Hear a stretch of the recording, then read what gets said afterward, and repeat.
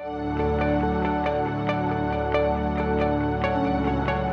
this is Dr. David Jockers, and growing up, I struggled with several different types of issues. So when I was growing up, I was kind of a sickly child. I would have headaches regularly. My immune system was very low. I would get a lot of colds and flus and fevers. And so, we never really thought anything of it. Just like most kids, because I could perform well academically, I could play sports, my parents just always thought, well, he's a normal, healthy kid. And it really wasn't until I was in my early 20s that I started suffering with some major digestive issues. And I worked and I was able to somewhat overcome those issues. But then a few years later, in my late 20s, I developed cancer. And I really didn't want to talk about it at the time. And when I look at my life, here I was, I had gone through 9 years of school. I had just started an office. At one point, I was $170,000 in debt. Started a business with no business experience, just walking on faith. And I was about 2 years into my practice, having great success, yet on my face was a skin cancer. And that's what killed my grandfather. And I knew that genetically I was at risk for that. After praying about it, the Lord just shared with me I needed to take inventory of my life and figure out what I needed to change. And so as I started taking inventory, I went through all 5 of the Maximized Living Essentials. So here I was, a Maximized Living doctor, teaching these principles to other people, yet I was sick. And so I looked at the first essential, maximizing our mind. And I realized that the predominant thoughts in my head were thoughts of fear and scarcity. And we know that when fear is driving your activity and driving your thoughts, that is a potent carcinogen.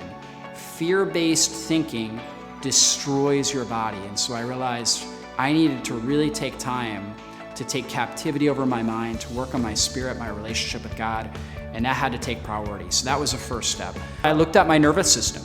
I actually got some more functional testing on my nervous system. Even though I was a chiropractor and I was getting adjusted, I wasn't doing the best spinal corrective rehab exercises. I wasn't getting adjusted properly based on the angulations in my spine.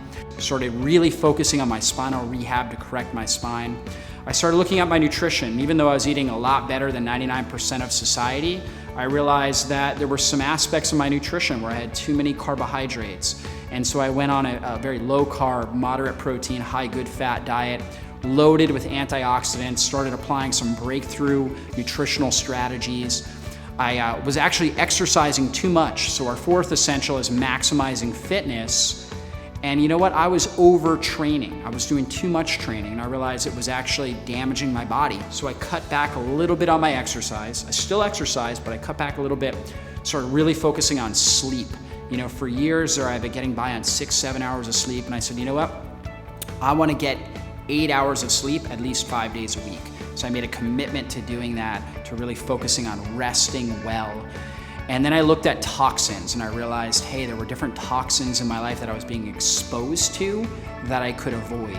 And as I started applying all those principles and getting steady and consistent with it, within 4 months, that huge nodule that had been elevated and actually growing for the previous 6 months started fading. And after about 2, I started noticing it fading. So within 4 months, it was reduced in size by about 50%. 2 months later, it was gone. So within a year, I experienced massive growth and then massive decline. And now there's just barely a scar left from that. And you know what?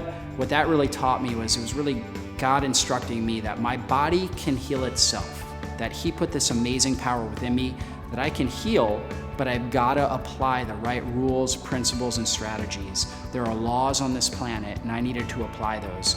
And you know what? I am so thankful and grateful that I had that experience, because it woke me up to areas of my life that I was neglecting. And so through that experience, I'm a better person, a better individual.